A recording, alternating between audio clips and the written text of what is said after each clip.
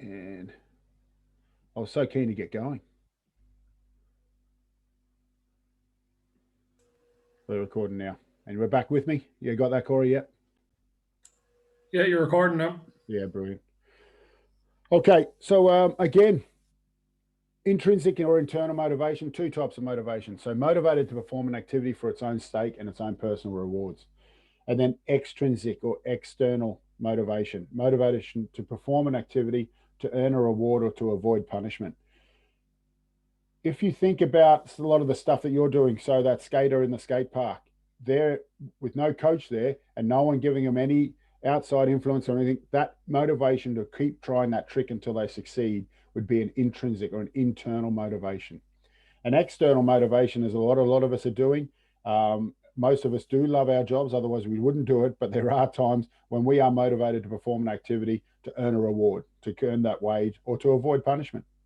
The reason we're not walking down to Tesla and jumping in one of their new cars and driving out without paying is because we're avoiding being arrested for robbery. So we do things as well. Some of our motivation not to do that is to avoid that punishment. Just the quick one, guys. We're going to throw it into the chat for me there. Just put an I or an E into your chat and let me know which do you think would we prefer as coaches. And Corey, if you have a quick look at that, just give me a quick sort of straw poll about what most you're seeing there, if they're popping up. What do we want from our players as a coach, you think?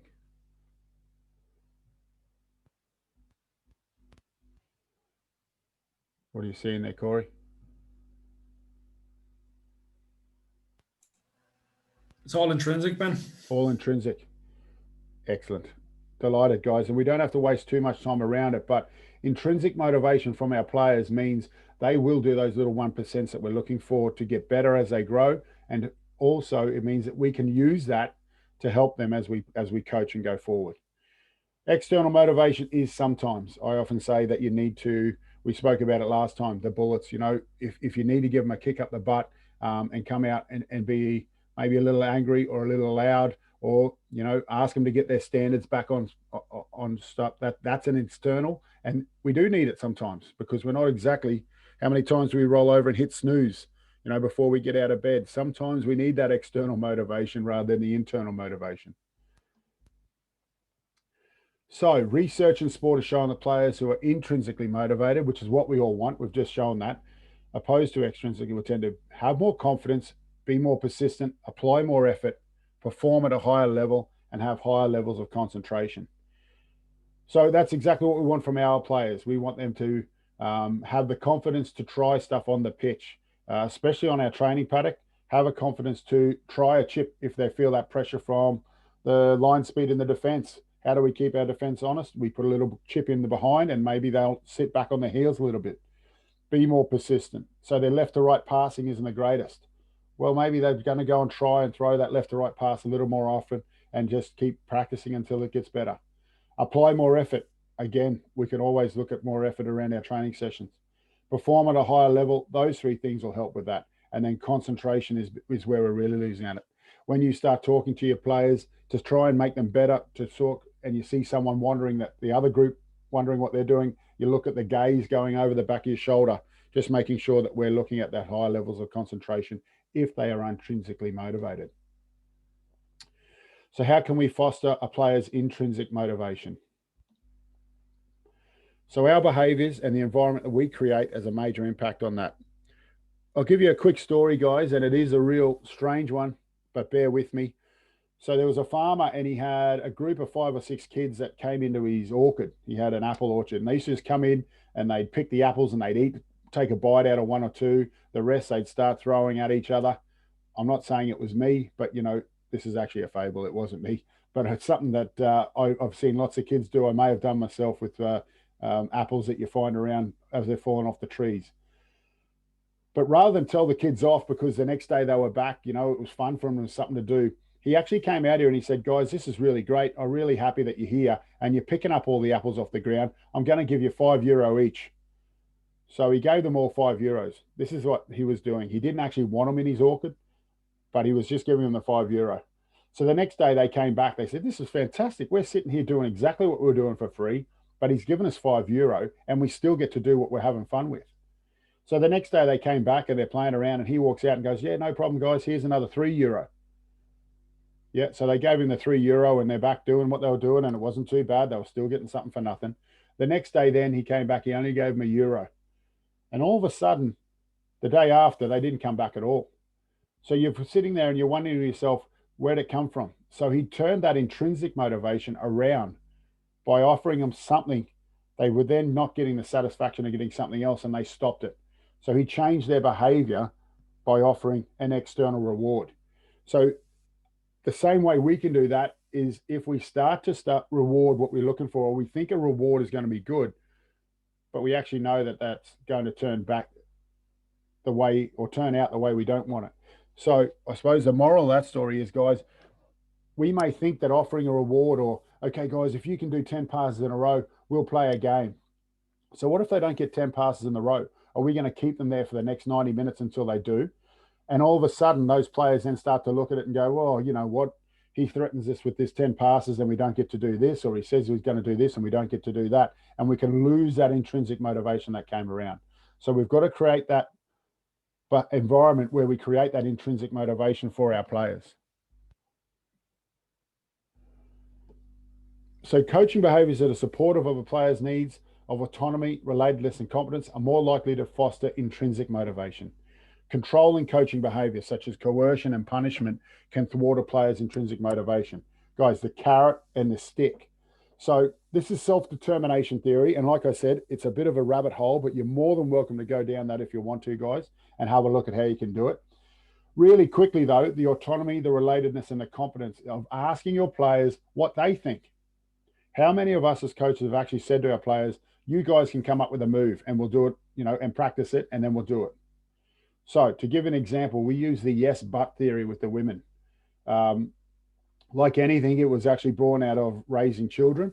And so a yes, but means that I'm going to let you do something, but I'm still going to keep some sort of control.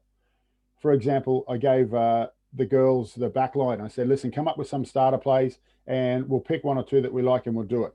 So they came back with 12. We've got these 12 starter plays and these are the ones we're going to run.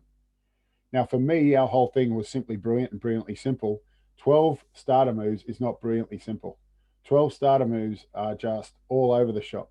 So I said, yes, but pick two. So they went back, they picked their two favorites, and we brought them back, and they're the ones they got to. So the players felt they were autonomous. They were actually happy that they were giving in. That self-motivation was coming intrinsically motivated to make them work these two moves that they picked. However, rather than the 12, the yes, but pick two, and they pick two. So we can still keep our reins on with that. They say it takes a village to raise a child, and it's that sort of thing. It's just making sure that yes, but. So we can bring that into our coaching as well, more so than the carrot and the stick. Pardon me. And again, guys, just like everything, we're the architect of the environment. Our behaviors create the autonomy, the competence, and the relatedness to the athlete's motivation.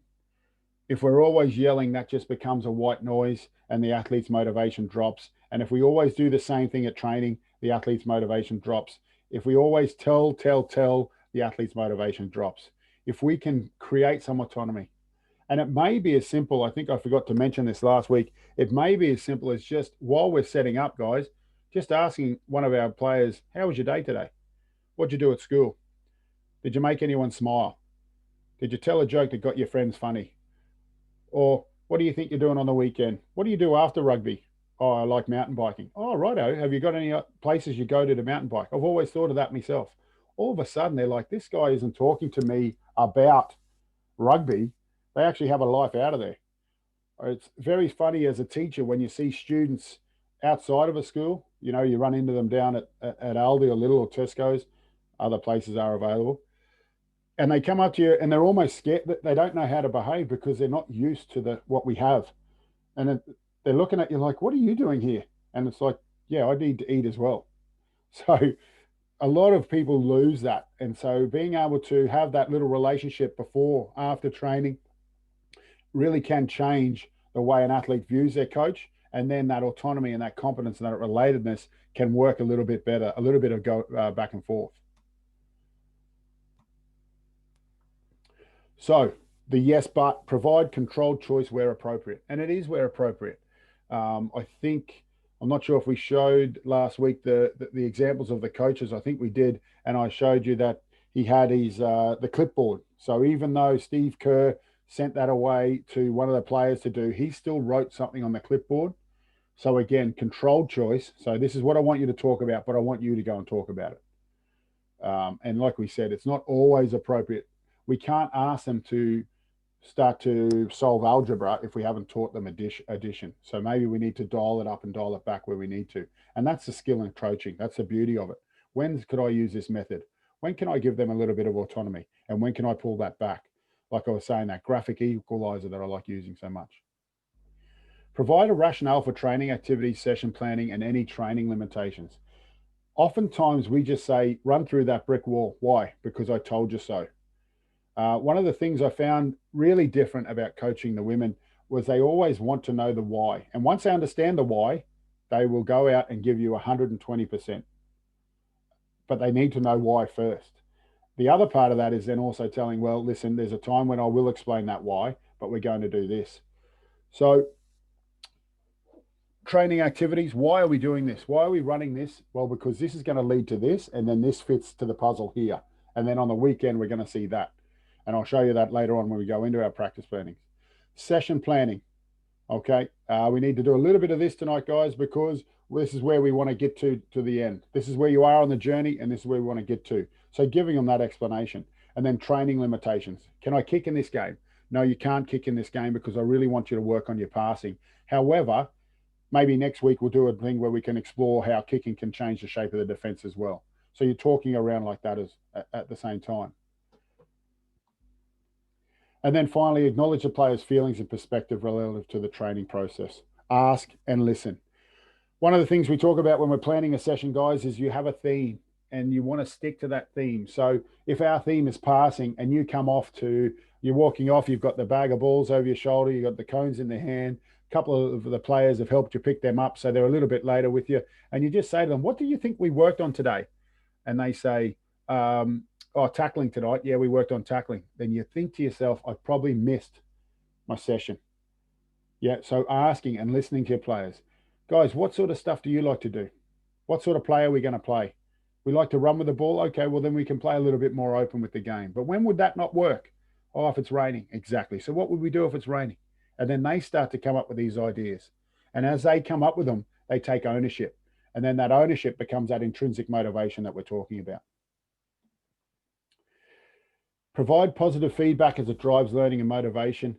Positive feedback, guys, we all know, we all love a pat on the back. And then tell them why. So oftentimes I catch myself saying, oh, that's good. That's good, guys. Oh, that's great stuff. But great stuff. What was great? So I've really tried of late to be really specific in my feedback. So straight away the feedback is there, but also what was good. So guys, that was a great pass. I really like the way your hands finished to your target. Hey, great early reception. At the group, I had 3 people really catch that ball early and move it across. So that sort of feedback really works well. And then, of course, once I've had that pat on the back, that's the sugar craving. That's where I want to be, that intrinsic motivation for a little bit of feedback and to come back, and that drives it as well. Reinforce the good more often than correcting the bad. It's something that I really worked on when I took over with the women. We're so used to saying, oh, that's not good enough. Run that again. Oh, listen, you dropped that ball. Go back. Start from that line out. That set piece, your angle was all right. Go back and do it again.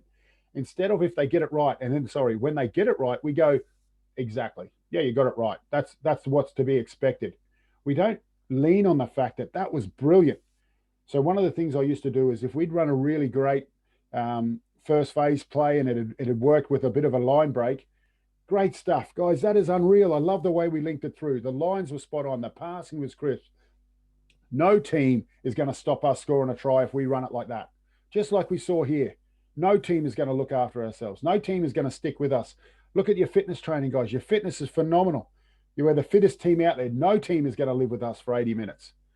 So the good more often than the bad. Sometimes we expect the good and we just go, well, that's what's expected. So we leave it alone and we correct the bad. But reinforcing that good is, like I said, it's a sugar craving. It's something players want more, and it really develops that intrinsic motivation. Provide feedback on the process over the person. So, for example, and again, going back to raising kids, they've come out there, you're behaving badly. You're not a bad person, but you're behaving badly. If someone does a chip kick, you don't scream at them. You just ask them, why did you chip kick in hour 22? Okay, so what could you have done differently? We've got 7-year-olds running the big banana runs. That 7-year-old can see that the space is where he wants to run the ball. They just can't pass it there yet. So the beauty of that player running that banana run, which is frustrating because he runs right behind the players, they're actually seeing the space. That's hard to coach.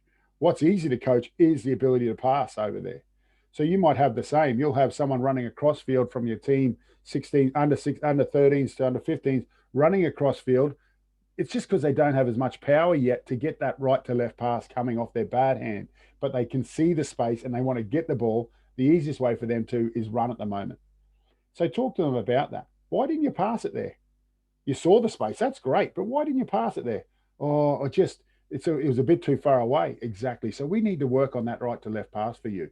And again, that motivation becomes internal. I need to work on my pass, and if I can, I'm going to be such a better player. So the process rather than the person. You're not a bad person, or it wasn't a bad decision. It was just executed wrong is often the best way to go about it. And can I just jump in there? Yep, mate, go for it. Yeah, just a funny story there from it was actually only last week. It's important. It's important where you ask that question on a pitch.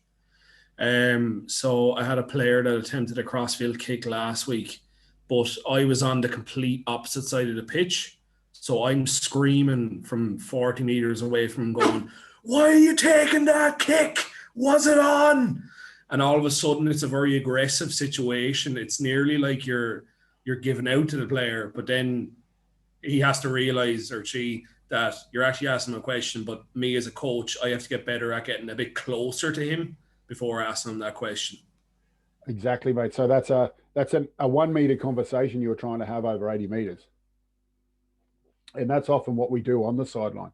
We're trying to get that message on, but we realize that the only opportunity we're going to have that is at a drinks break or at halftime. And it's certainly a bit of a growth. It was a big growth for us when we got put in the stand against Munster this year. Oh, sorry, I'll call it this year, guys, but it was literally two summers ago. So we were up in the coach's box, but we didn't, and we had the walkie-talkies, but the guy, my two assistant coaches were still yelling at the players. And in the end, I said, guys, you just wrecking my head. I said, they can't hear us. So let's just be quiet and watch the game. And we did, and we ended up enjoying it. Now, we were winning, so it does make it easier. I got a good story there, and I hope I don't embarrass him. Ben Watson's on the call, guys. I coached Ben at JCT at St. Gerard's, and we were in a league against Presentation Bray, which is a bit of a local rivalry as well. And Prez had just scored to go, I think we couldn't take the penalty, so it was 4 points up. And we kicked off. There was only 2 minutes left, and Prez knocked on just outside the 22, and the referee said, last play of the game, and it was a scrum. So there's two morals to this story. My backs coach was Phil DeBarra. He's coaching up in St. Gerard still. He was actually the backs coach for the women as well. But he always teaches the guys, if the space is there, then you take it. And the fullback had come up into the defensive line, so there was a lot of space in behind. Ben took the pass off the scrum. He's the fly half, and he put in a chip.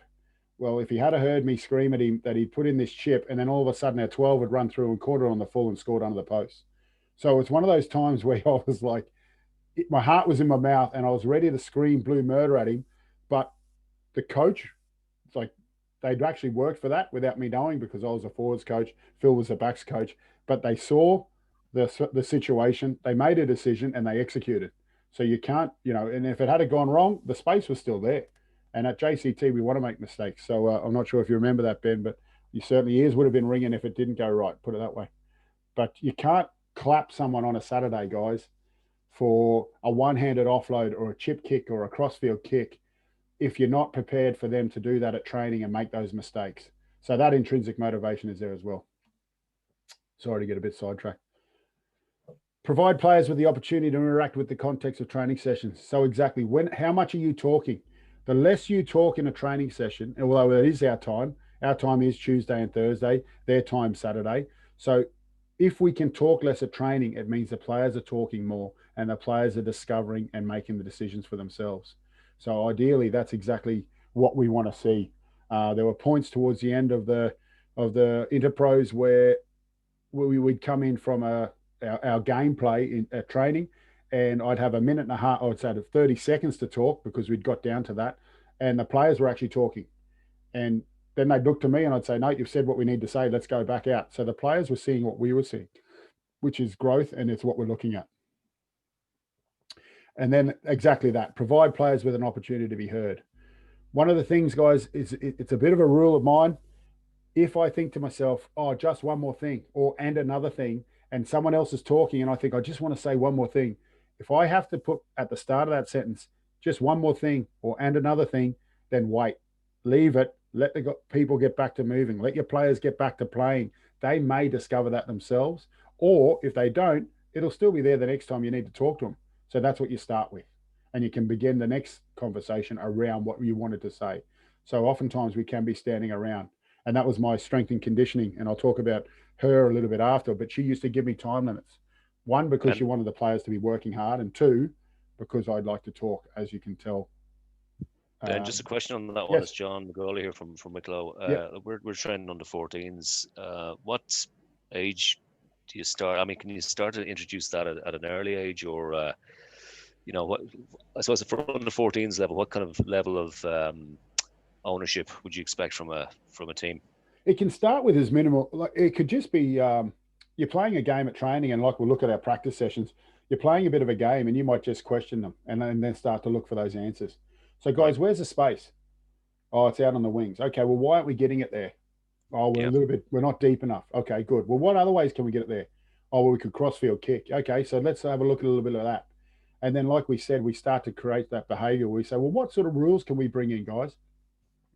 Oh, what if I do a crossfield kick and I catch it on the full? It's a 10-point try instead of just a 5-point try, you know? But you can start with that. As you gain confidence in their ability to answer the right way rather than just say communication. You know, you come in and say, what's going wrong, guys? Communication. What can we do better? Communication. So you can ban those sorts of things. You can say, listen, guys, communication isn't an answer anymore. But I wouldn't underestimate any under 13-year-old player or any 13, 14, 15-year-old player with the rugby knowledge that they're getting now from what they're watching. Yeah. And especially with no crowds, they're hearing everything. And oftentimes it's a player swearing, but they are hearing the noise level that's happening, you know? So question them. And as you become comfortable with that questioning, then you may expand it a little bit, you know?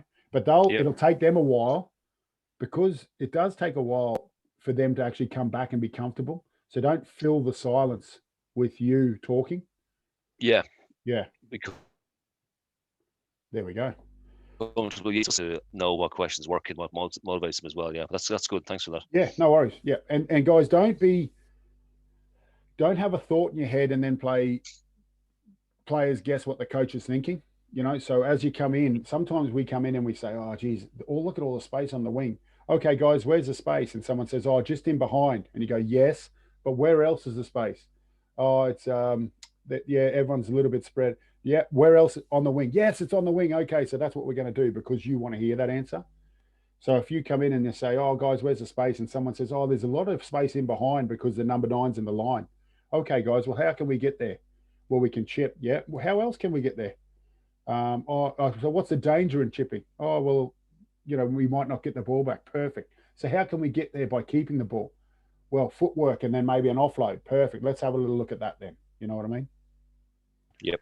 Yeah. So it's a challenge. Don't get me wrong. And it's hard. If you ask a question and they're all staring at you, sometimes you're thinking, oh, do they know the answer? Or sometimes it could be they're not used to me asking. So as you grow as a coach and as a player relationship, they'll start to understand, yeah, listen, I'm comfortable in answering because I'm not going to get in trouble. So guys, there is more information coming up on Gainline. I'll send you guys, I think I sent it in the email, the questionnaire to get you all registered. We need that just to find the details from the old Clubhouse. There's a new system happening at the moment where we're swapping over from Clubhouse to Gainline. So we're just chasing your details to find you because you're all on Clubhouse at the moment. And then we want to get you on Gainline. So you'll get an email from that within the next couple of days as well. Once you're on there, feel free to look around and all that sort of stuff. Quick look at the time, 7:30. We're going to change now, and hopefully it'll get a little bit more interesting than me just talking away, and we'll go into our practice sessions. So practice sessions this is exactly how we're going to look at one, moving away from traditional to a game-based approach. And what we're going to do is use a breakout room at the end of this, guys, for probably 10 to 15 minutes. We'll see how much time we have. But what I'd really like you to do is in your breakout rooms, come up with most of us are training for 45 minutes to an hour. Forgive me, I told you everyone has to tell me to stop talking. I'm not bad at it.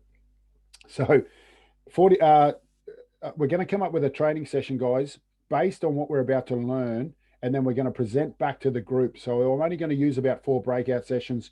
So we should have 4 sessions then that we can watch back, and straight away now, from tonight, you're going to have 4 brand new practice sessions with maybe some new ideas that you can take for these next.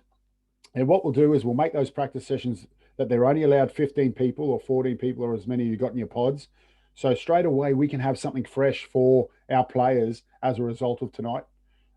It may be the one that you do with your group, or you might just rewatch this. I'll have this out to you tomorrow, guys, and you can rewatch it.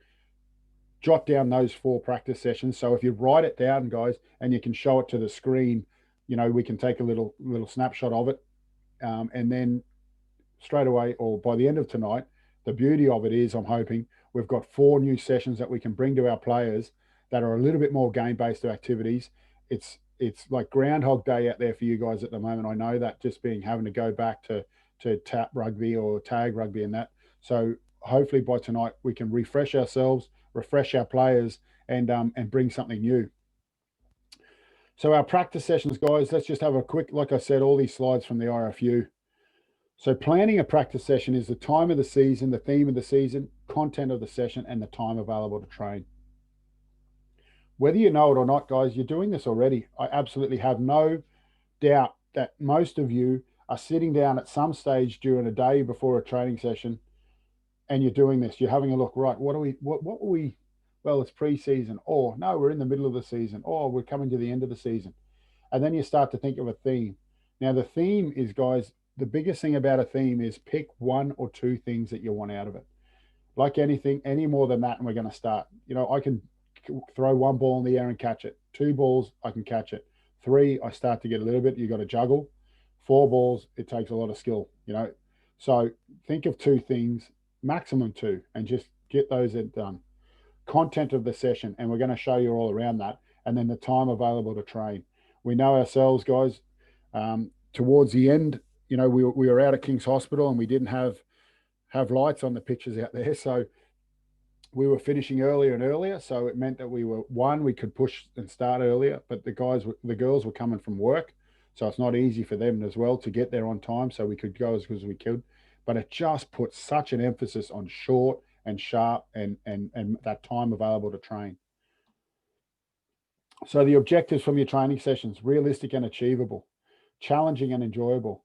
And don't get me wrong, enjoyable can be failing, challenging and enjoyable. It doesn't need to be fun. We can have a challenge and make it hard on the players, but it is enjoyable.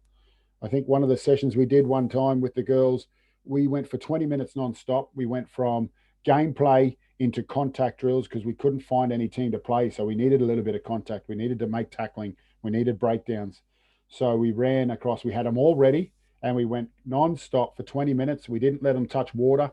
We just worked them and worked them and worked them. And the players actually came out of there with a smile on their face, a very red-faced, sweaty smile. But, the RPE after was right up there. The RPE of any high performance is that they give you an effort that they felt they achieved. And we actually had a couple of the players give us 10s, which was quietly satisfactory. But, they felt it was as good as a game. And so enjoyable sessions don't have to be all about, playing games as in nice and fun games. We can also challenge the players and find it enjoyable. Ability of players. So where am I aiming this at? Have I got, is this, maybe I could split my guys and I've got the better group today, the players that have been playing longer. I might be able to raise the level here a little bit, or have I got to find a balance point, or can I drill down to the players? I've managed to grab that group and I'm going to work with them and bring them on a little bit more. What resources do you have? You know, how many balls do I have? How many cones do I have? Bibs? Do I have bibs? Do I have how much space on the pitch? You know, as a, you know, some nowadays we're given half a pitch for 15 players. That may only be a quarter because your forwards are over doing line out somewhere and you've got your backs over here, or you've got the other team down the other end, the under 16s, you're the under 14s coach, and you've got the under 15s in the middle. So how much space do you have?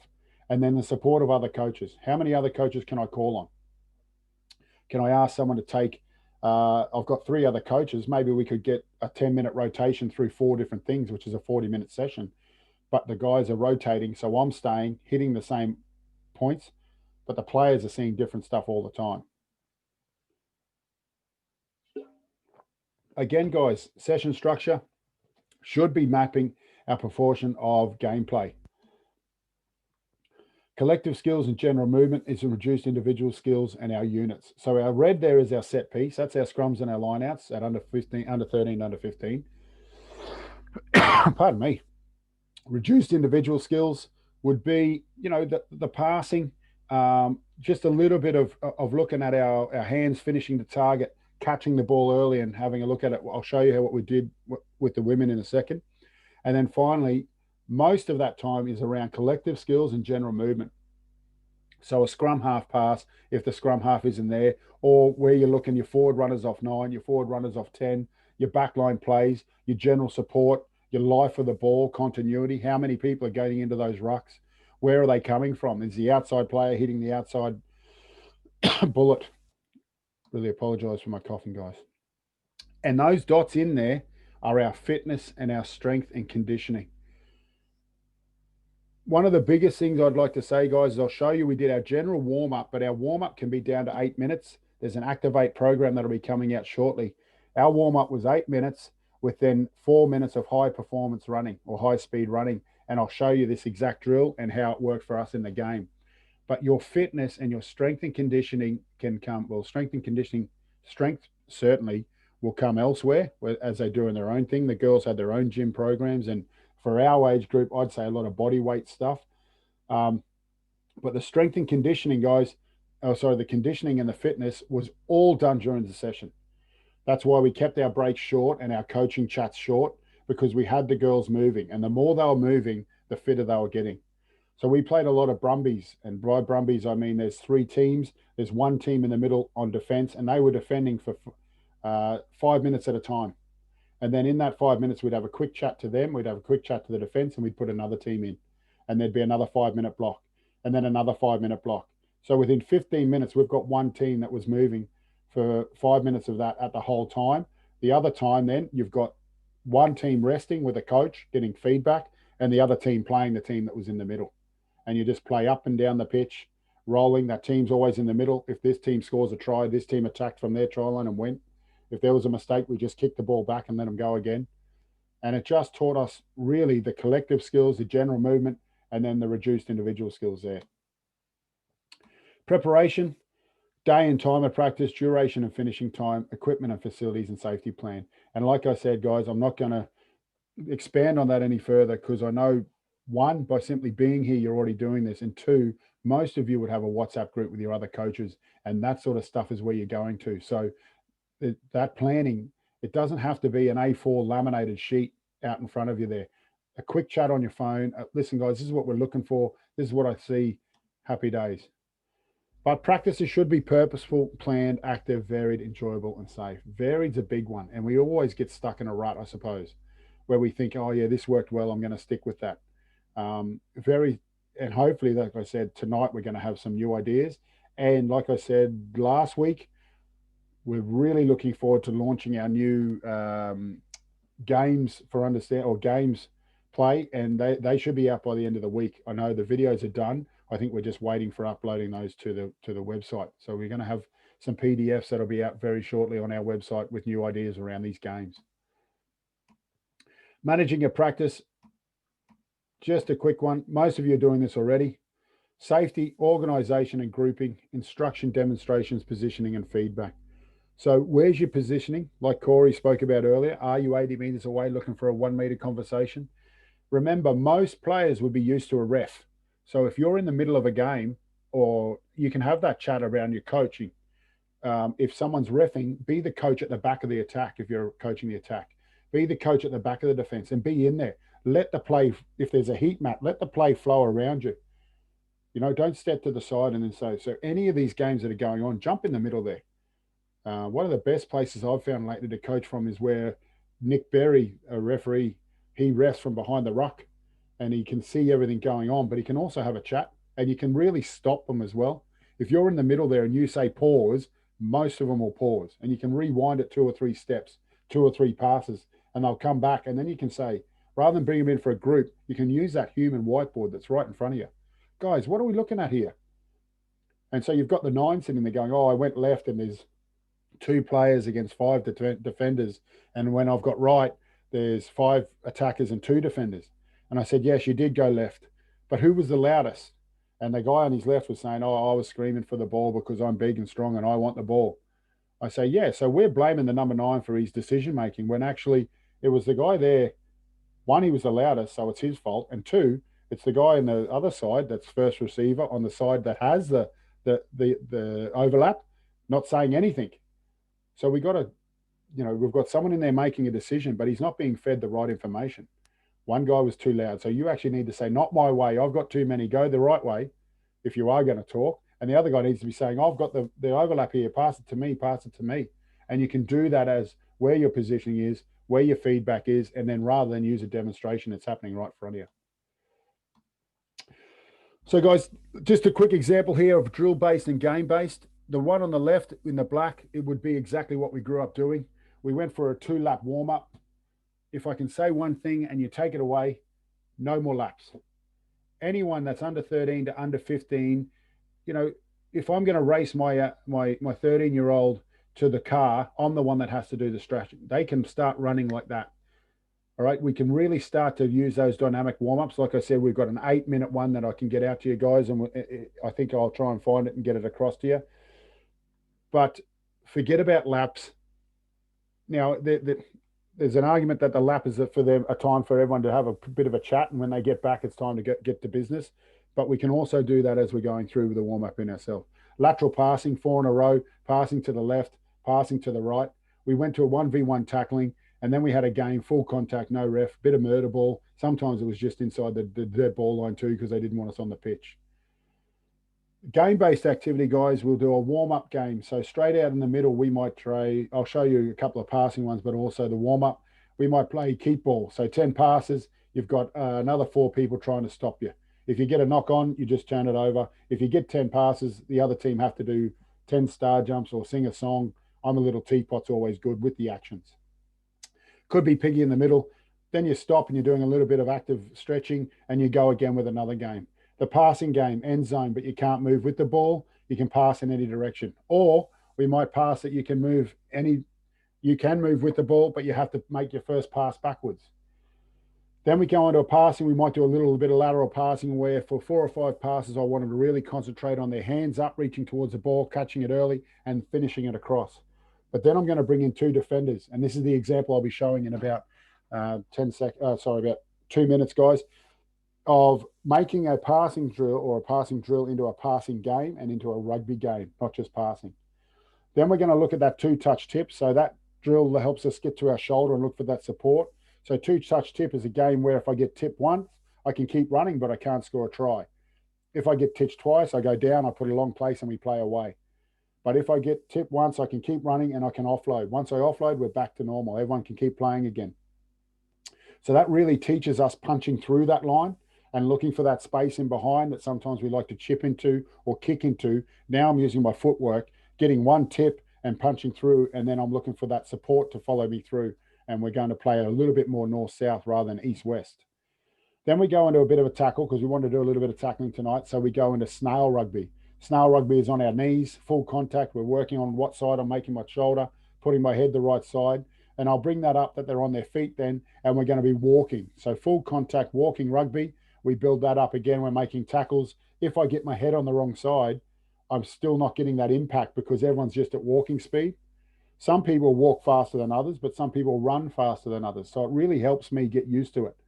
Then I might build up that we play tip and we're going down and we come up and we make a full contact tackle, and then we pop off and it goes back to tip, and I make a tip and the two of us go down and we make the tackle.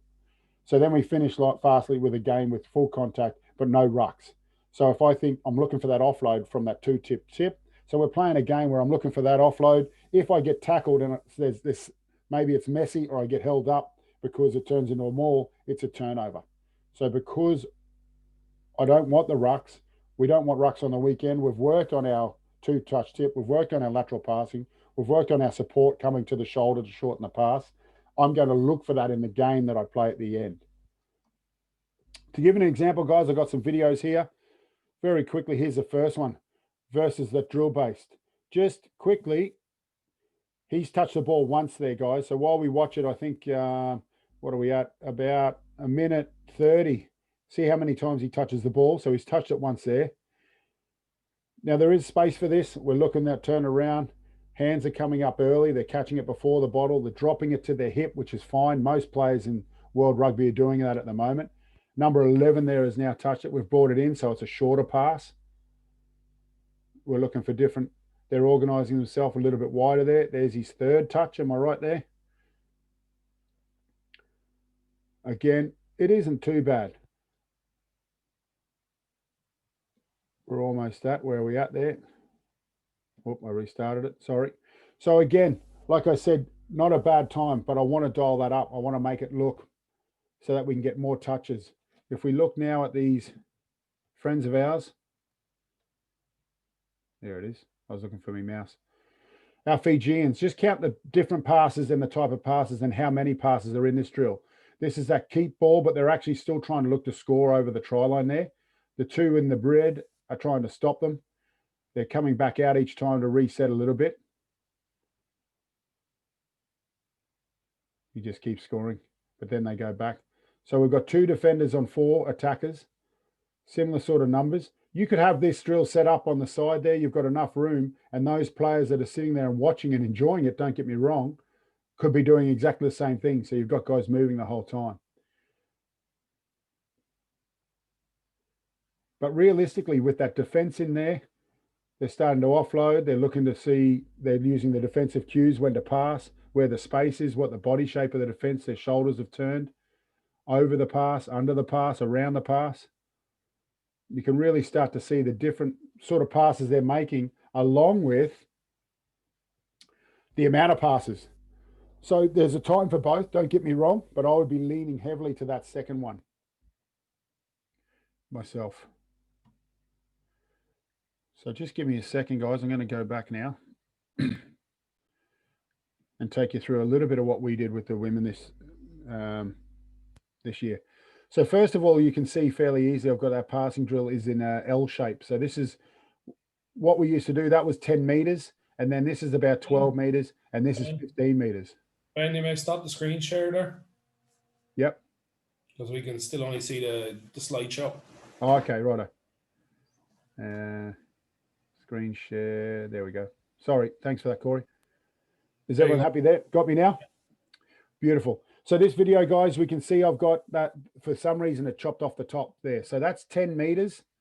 That's about 12, depending, and all these distances are age appropriate. You change them to whatever you want to, and that would be about 15, maybe 14 meters. So I could bring it wider if I needed to.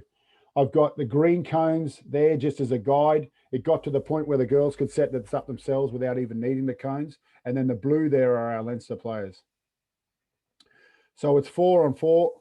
The players will run through passing. The ball starts on this side. And by the time it gets across to here, this player here would pick up the ball and come. So it's the beauty of this one, guys. We don't have to reset with passing both ways. So we learn we're passing off our left and we're passing off our right. I just want to get through it for you. Then I stop and I ask the players, most players, I do this the first time, I say, is this rugby? And they start to talk about no. And I say, why is it not rugby? Oh, well, there's no defense. And I say, perfect. So you can put in 1 defender or 2. we went with the women straight away. We went in 2, and you can put cones as guidelines for the defense so that they run. I make the defenders do 4 in a row before we move it on, but it's totally up to you. Oftentimes you can get these first 2 defenders in this one to then turn around and be the first 2 defenders here. So it's totally up to you how you do it. But when we start this, I make the distinct change to tell the players then that it turns into a rugby drill and not a passing drill. So if this defender drifts off down here, I'd expect that player to keep running and score.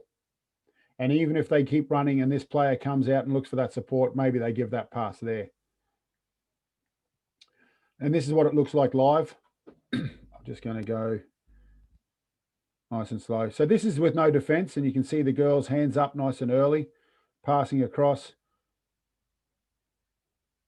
looking to catch it early and look to follow their pass through. And you can see, even though that's a nice take, she let the ball drift across to her body. So you'd be talking to her about catching it earlier. The girl in green, someone that I'd like us to focus on, guys. So you can see there now she catches early and she gives a lovely pass off the left under no pressure whatsoever. So again, nice way to get started, but 2 or 3 passes each, I'd get them back into it now. Now you can see I've got the cones out. This was early days, so we had our cones still there for them. We've got our 2 defenders and we've got the girls playing against them. And as I said, it's a rugby drill. So you can see we've got a pass there. And you can see the defender had drifted off.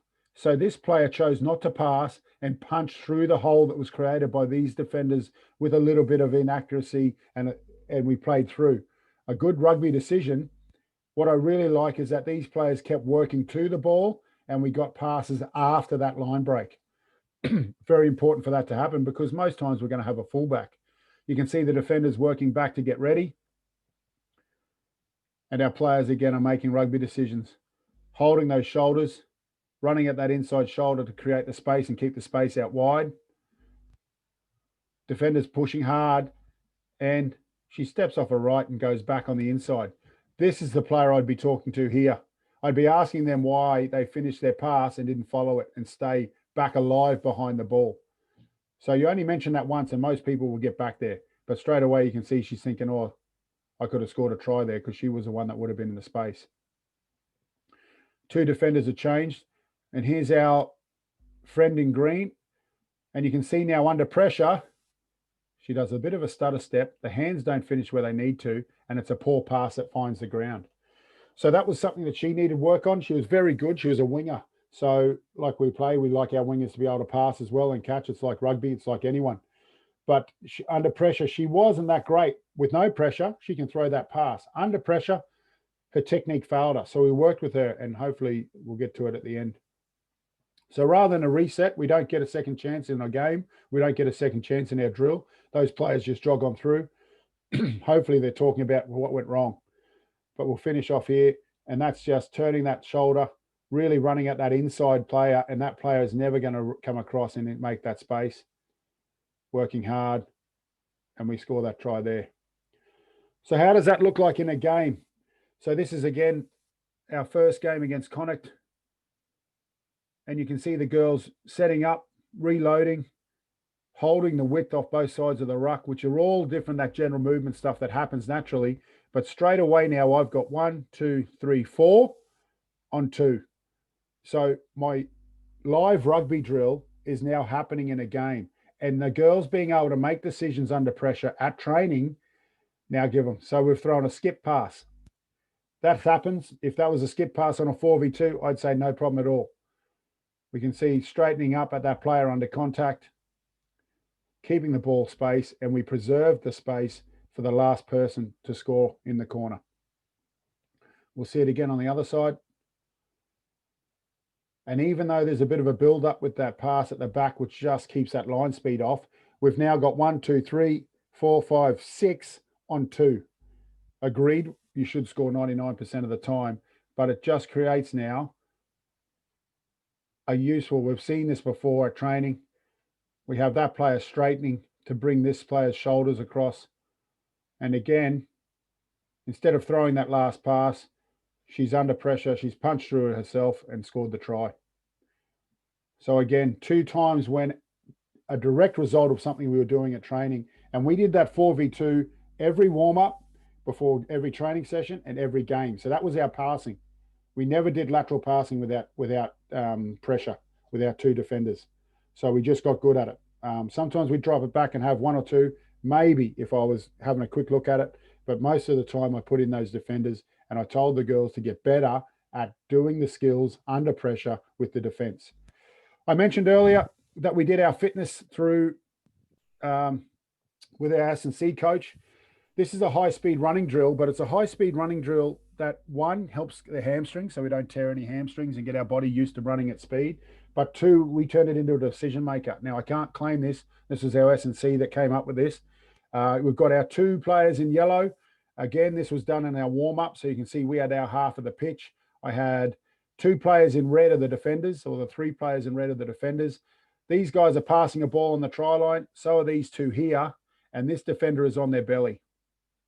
Now, I've got 1, 2, 3, what's that, 4, 8, 16, 20 players here, which, you know, you can do this. We used to do it as our high speed training. It takes 5 minutes and you get a few reps in and you can see that 20 people are being active rather than just these guys and this lot, rather than just these guys doing it and everyone else back here waiting their turn. You just, like I said, if we've got the 4 balls, we can play it. If these guys, if we only had 4 balls, then those guys weren't passing, they were just waiting. So on go, our two players, whoever has the ball takes off at speed. We've got players chasing them, looking to put a two-handed tip on. We've got their support running as fast as they can. And then we've got a defender running at them. So just like any line break, you've usually got players chasing you, and you've also got to make a decision about what's going on. If this was a fast player, sometimes they were gone, and this was a slow player, it didn't actually happen, and they just had to go one-on-one. And I'll show you again, I've got some examples here of where we scored. The reason I use this, guys, is because, and I can show you those distances there, a bit of a drawing for you. I'll send you the YouTube link for this. So the reason we did this, guys, I use it is because I didn't realize until the Connacht coach came up after the final and he said, you guys scored 3 or 4 tries as a direct result of the warm-up drill that you were doing, running fast and making decisions at 100% or 100% pace. So you'll see again, this was key. I'm not sure, you can't see the score there, but we were 15-0 up at half time. It was a wet evening. This is the final. Connacht have just scored 2 tries, so it's 15-10 at the moment, and you can see the field position we're in. I think there's only about 20 minutes to go. Sens does a great job here of finding a one-on-one mismatch, and she's gone. And straight away now, you can see we've got players chasing, I've got players supporting, and I've got a defender coming towards them. So this is a direct result of the drill that we just set up, or the high-speed running drill with decision-making, but it's more game-like, and this is how it comes. So Sens is used to making this pass across. Think back to our lady in green. There she is there, our winger. So now under pressure, she does exactly what she did before. She steps off a left, draws a defender, but gives the pass to the target this time. So her work and her motivation to work hard that way pays off. Sens reloads. So took her feet back, got the ball back. And if you have a look now, one of the proudest things is 1, 2, 3, 4, 5, 6, 7. 7 blue in front of any green. I like to think it's because we worked hard to the ball, but we also got to where we needed to go. And we score that try. That puts us 20 points up. And again, this was in our first game.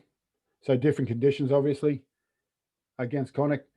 She's very good at it. Sens finding that soft shoulder. She goes. And again, we've got under pressure here. Chase is coming back. We've got players running fast to try and find the space. And we've got an attacker coming to a defender coming towards her. Sens throws a nice pass. And then again, high speed running. We've been doing it all season. This is just natural DNA. We've got a quick 9 and she outpaces the winger coming across.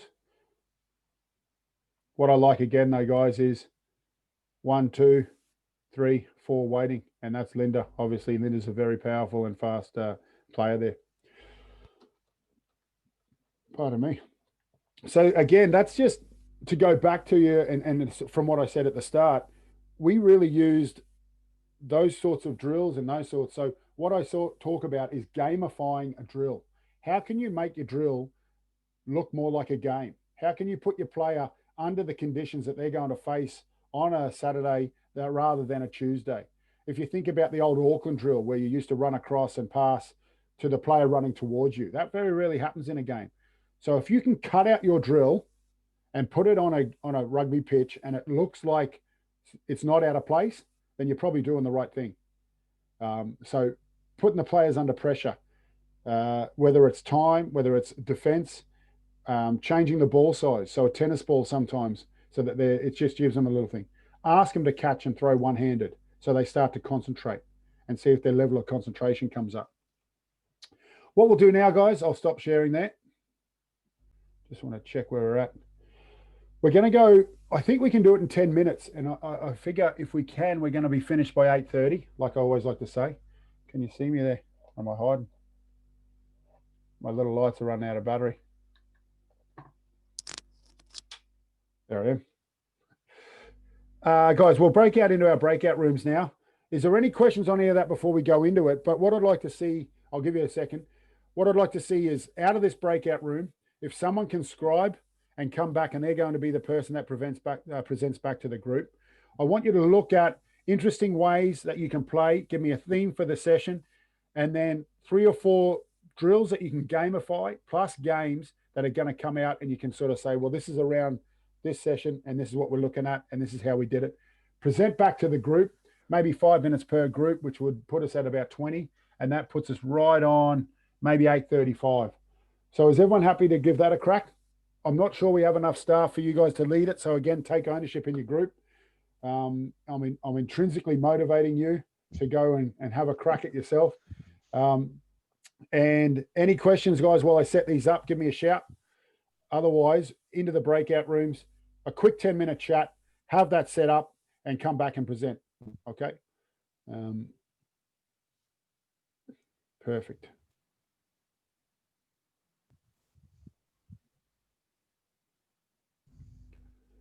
That's brilliant, guys. I'm going to open all the rooms so you'll have an invite now.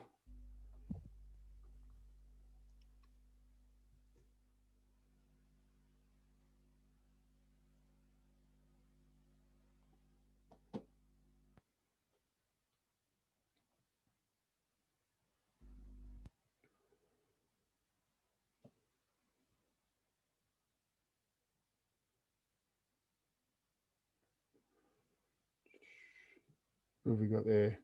Michael and Kieran. If you can hear us, guys, we're in breakout rooms.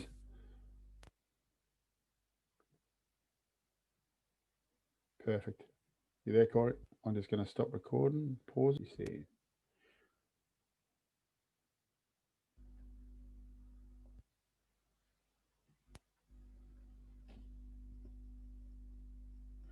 Got to get new headphones. I keep touching these. I'm conscious that I'm doing it too. I know you've muted yourself, but talking to yourself, really. That's 30 seconds left. Maybe they need more time. Normally you see 1 or 2 groups coming in early.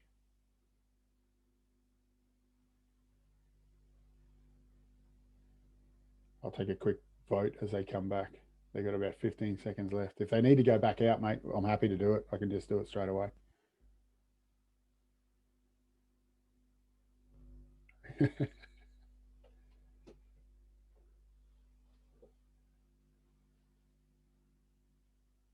Sorry, Ben, I was being summoned there. Sorry.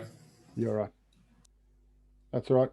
Guys, did we get it done, or would you like a little bit more time?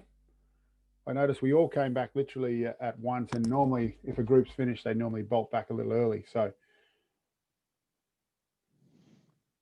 we're ready to present, or 2 or 3 minutes more. I can throw you back in your breakout rooms. Just throw on the chat whether you want more time. Or is everyone happy? We were rushing a little bit, Ben, to be honest. Okay, yeah. We were throwing some stuff together. Too easy. So we had our homework done, as opposed to. Yeah, too easy. Yeah. Would you like we got lost in a few of the ideas and activities. Brilliant. But we can go through it. It just felt like we had plagiarized. A couple of minutes will be. We don't want to go ahead with the other groups. Yeah, what you put up so far. We wrote it all out and then was like, hang on, this looks ridiculously familiar. That's all right. Like I said, I don't. Well, we'll go first. It was just the exact same as yours. I don't reinvent the wheel, guys. I just steal it and put it on my bike. So any ideas you get, like, trust me, if you come up with something good here, then you'll see it being rolled out very soon in Lansdowne. So I do a lot of it. That walking touch is a good one. Walking tackle, full-on walking tackle came from a coaching course. And I thought, yeah, I'll give it a go. And we did, and we use it all the time now at School of Excellence. That snail one you're talking about, that's on your knees and then you progress to walking. Is that how it works? Yeah. Very good. Yeah. So, like yeah, well, did you say, you know, the one, the passing, like we call it the Stuart Lancaster L, you know, that the L-shaped passing one you were talking about? Yeah. We do that a lot, but do you do that? Did you say you do that every single session? Is that like that's a stock drill, is it? Stock exercise? That's my cure-all. I use that. Yep. I use that with defenders because I talk about if you throw a dummy and you punch through, then I need the support from the outside to come to your shoulder. So that support from the outside is key for me. Yep. And I think that's the key. It's not that I'm too good at it, but the All Black success is their work rate off the ball from the outside to the ball for either an offload or to clean out. And that's why they're not superhuman. They just do the basics so good, and they work off the ball. So when they get the ball, they're in the right place at the right time to make the right rugby decision. And it's just, I know. But rightio, so I had 4 breakout rooms, guys, just randomly on my phone here. I've got a little randomizer, and it's giving me group 3. So is whoever got thrown under the bus from group 3, they have to come and have a quick chat to us? Yeah, that's me. Oh, Daisy, look at this. Great stuff. It's a little bit rushed, but I think we got a few bits down anyway. Brilliant. So our team, I suppose, is relevant to now that we can't really do contact and stuff. So it's attack and a game-based approach. Yep. So we said we start off with a warm-up, kind of have like the players leading it a little bit as well. So we start off with the lap, with passing the ball around just to keep them interested. And like we were saying, that some kids like be coming to training and they're all hyper and they're talking to each other and they're catching up, so it gives them a chance to just kind of calm down a little bit. Then we go into a game where we're passing in any direction, so there's constant moving, and then we can change up like different passes, so we can do overhead throws. I can't remember, what was the other one that you said? That's all right. Overhead, maybe you can throw one-handed. Yeah, so different kinds of passes. Yep, catch one hand, pass 2 hands. And then like we'll stop in between, do some stretching, kind of like hamstrings, things like that. And then we'll go on to the next thing. So setting up back line. And then going from left to right. So use going up and down the pitch, but going left to right, using the whole width of the pitch. But use the ruck to reset the back line, just get the lads talking to each other. And then the forwards are in defence and they're setting up in their D1s, their D2s, and they're all chatting to each other as well. Yep. Then like another thing just to get forwards included, to get them doing a bit of attacking as well. We'll do a different drill where forwards kind of start on their bellies and they have to run around a cone in their pod or whatever setup people have, shouting for the ball, running onto the ball, and then the back line are out ready, and then just switch up the groups each time. And then we said we finish off with the Brumbies drill. We stole that one from you because it's a good drill. So it is good. It is good. Lovely. I really like that, Daisy, and the guys who came up with it. Corey, have you got anything you want to throw in there? You can jump in here as well. The big one for me would be, I think that's nice that you've got the forwards putting a bit of pressure on the backs, and then make it so you could give points to the defence, points for the attack. If the attack score a try, they're one up. That forwards backs rivalry is one that you could use a lot. So you put the forwards in the defence and you let them have a go at the backs and make a game of it. Remember, a game doesn't have to be 5v5. It can be that little drill like you just did there, but by gamifying it, you might give them 3 lives. So the backs have got 3 chances and you got the ball. If they score, they keep that ball. If they don't score, they lose it and they lose a life. And straight away, there's a little bit of pressure that brings itself as well. And then the forwards, then give the forwards a turn. So forwards, if you think you can do better, jump across and run some backline moves against the backs and they can defend against them. you'll always have someone put their hand up to be a 10 in the fourth pack. Yeah. Excellent. Right, I'll keep it with the odds. So Group 1. Yeah, that was us, Ben. As I said, we went through obviously the warm up. We liked the Flying Fijians, what the guys were doing with the passing there to keep it continuous and warm it up. I actually found the other night, going back to the girls because of the pod situation, apples and oranges. I brought it back. They loved it. They really enjoyed it. Trying to catch each other again was a fun warm up. And Frank, what is that? What is apples and oranges like? What do you think it brings to a player? Well, we were talking about the drill that you were showing there with the two chasers and the defender, that there's a genuine excitement in it when somebody's after you. So if it's case, just run there and run back, it's, they're just kind of going through the motions. There's a genuine excitement when there's other people involved and competition.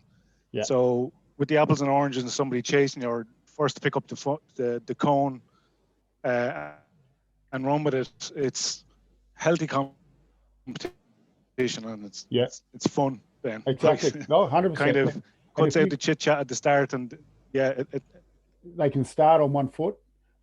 You can make them pogo hop, so it's a 2-footed jump, which is line out jumping. You can start them with their eyes closed, put them both on the ground facing each other. Yeah. There's so many ways you can make that an S&C thing where you might have to, we've got a bear crawl, but bear crawl away while you're getting chased. Yeah. Bear crawls are one of the really good things for our shoulders, but they're boring. So why not a wheelbarrow race as well? There's little things that we used to do as kids that you just take for granted. Brilliant, mate. Keep going. Sorry, I just and look, the rest of it, as I said, we kind of plagiarized a little bit. We love the snail rugby and the walking rugby because obviously some of the girls are still not comfortable with contact, at 100%. So it's something to bring back into it. John was talking about the two-handed touch, but with a pop-up on that second. So if you're touched the second time, just to keep the fluidity of the game, that's a pop-up, and we're moving on. We're not standing around. Brilliant. And then the challenge that we were talking about was positions. So coming from a lot of the girls from minis rugby to now having a position and understanding the spatial awareness that's around them, what could we do to design a drill around that? So that's where we kind of left it. And we'd come up to kind of like a rucking situation, going from ruck to ruck, and fire and ice, where, obviously fire is to pour more players in and ice is to cool off with spread. So that's where we were on that it's very easy for a player to understand that when they're, offensive, but the defensive piece, if they turn over and they're caught napping out on the left, which happened with my team a couple of times. What do we do to correct that? About, okay, we don't have the ball, and that they realize the situation and spread out straight away. So I suppose it's getting the alignments using fire and ice, ruck to ruck. But so what I do for that, especially with I haven't always had the luxury of having a squad where you can go full contact, and if an injury comes, you've got a player of the same caliber. So non-contact wise, to make a better decision around ruck time, it used to be, I used to say, if you've got someone who's just been tipped, they go down for a long place, we get someone who's over in a good body position. But if the defense can get 3 people there even just in a short sort of scrum, or even 2 people with their arms around each other looking good like they're over the ball, then there's a turnover. Okay. The defense starting to go, okay, well, if we get 2 people in, then we get the turnover before they get 1 person over. But what the beauty of that is, it teaches decision making as well, because sometimes you get 3 people running to the ruck for the turnover when actually that ruck's already won and they need to just stay out. So they start to understand that, I don't have to hit every ruck. So that's the way that we've worked with it, especially in the non-contact, environment we're in at the moment. Great stuff. Cool. Great. Yeah, cool. That was us. No worries. Group 2, anything new there? If you've got some ideas that were new, shout them out. No, we're here. Sorry. Yeah. Yep. We started off with end zone, just for 10 minutes, just get them all warmed up. Especially, I found we done it the other day with kids, and as they're arriving, you can put them into their groups, into their pods, so it's and the way to split them up. Brilliant. Warm-up games then, just like you were talking about. You were talking about doing what was looking at? Oh, wheelbarrow race. We're doing like Hungry Hippo or something like that, like where the kids all go in and kind of grab. So it's back and forward, but it's fun, like, you know. But they're all also using their cores and they're pushing each other over, like in a plank position, trying to stay upright. Ideal. Then kind of an overload game in attack, whereas you have 8-on-4, like looking at overlaps and continuous play, a bit like the Fijian game.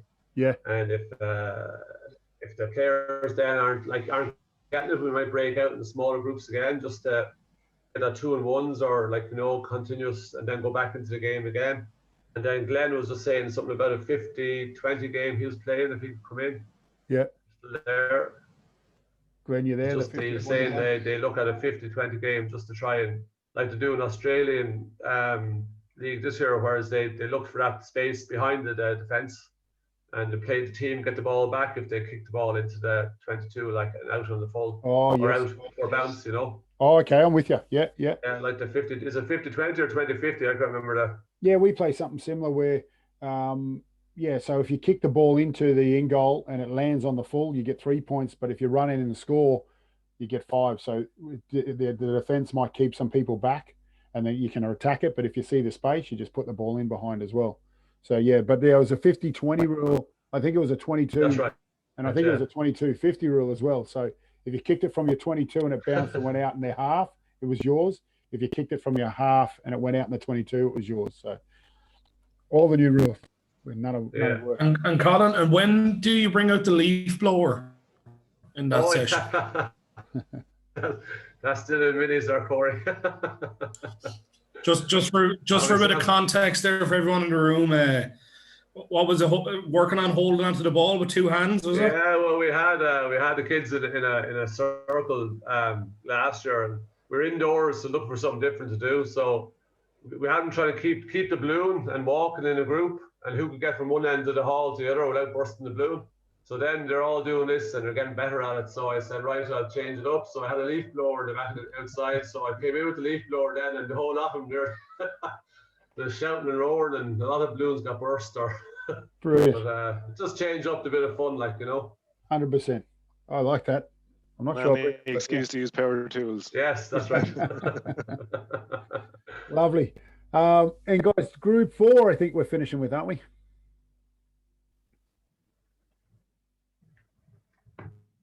Yeah, so I think our group ended up just being a little bit more conversational. There's 3 of us in it, but I think just 2 of us chatting away. Okay. About the stuff we're kind of doing. A lot of it, I think, is similar in that, you know, you're going through a bit of a warm up or a game initially until your numbers and everyone's down. Get into L-shaped drills or get a bit of passing going. But something at the minute, something I was talking about, especially for the girls, is getting used to contact and stuff like that.